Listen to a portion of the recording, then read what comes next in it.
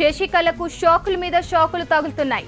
నిన్నటి వరకు శశికళ వర్గంలో ఉన్న విద్యాశాఖ మంత్రి పాండ్యరాజన్ అనూహ్యంగా శిబిరం నుంచి బయటకు వచ్చారు. అంతేకాకుండా ఆపద్ధర్మ ముఖ్యమంత్రి పన్నీర్ సెల్వంకు ట్విట్టర్లో మద్దతు ఇచ్చారు. తర్వాత నేరుగా పన్నీర్ సెల్వం ఇంటికి వెళ్లి మద్దతు ప్రకటించారు.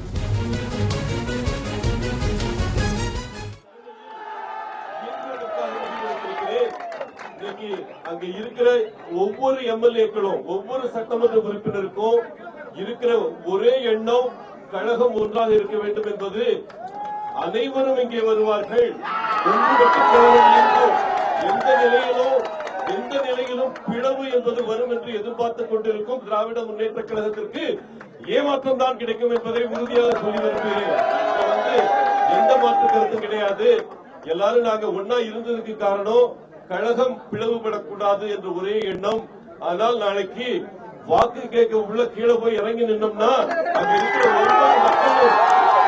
ஒவ்வொரு மக்களும் விரும்புவது அண்ணன் பன்னீர்செல்வம் அவர்களின் தலைமையை இன்னைக்கு தமிழ்நாடு முழுவதும் இருக்கின்ற கழக தொண்டர்களும் பொதுமக்களும் அந்த தர்மத்திற்கு தலைதாங்கி கொண்டிருக்கின்ற மாண்புமிகு முதலமைச்சர் போற்றுதலுக்குரிய அண்ணன் OPS அவர்களை காண வந்து கொண்டிருக்கிறார்கள்.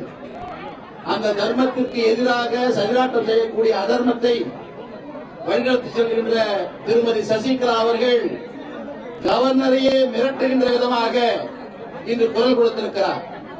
அப்படி குரல் கொடுத்ததை கண்டிக்கின்ற வகையிலே நம்முடைய மாநிலங்களவை உறுப்பினர் மரியாதைக்கும் போற்றுதலுக்குரிய மருத்துவர் மைத்ரேன் அவர்கள் கருத்துரை வழங்குவார். அவரை ஆதரிக்கக்கூடிய சட்டமன்ற உறுப்பினர்களோடு இன்றே ஆளுநரை சந்திப்பதற்கு நேரம் ஒதுக்க வேண்டும்.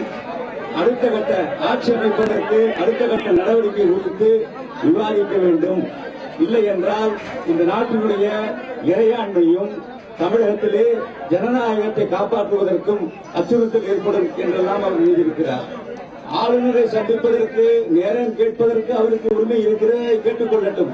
ஆனால் வெளியே வந்து பேட்டி கொடுக்கும் பொழுது எதற்கும் பொறுமை இருக்கிறது.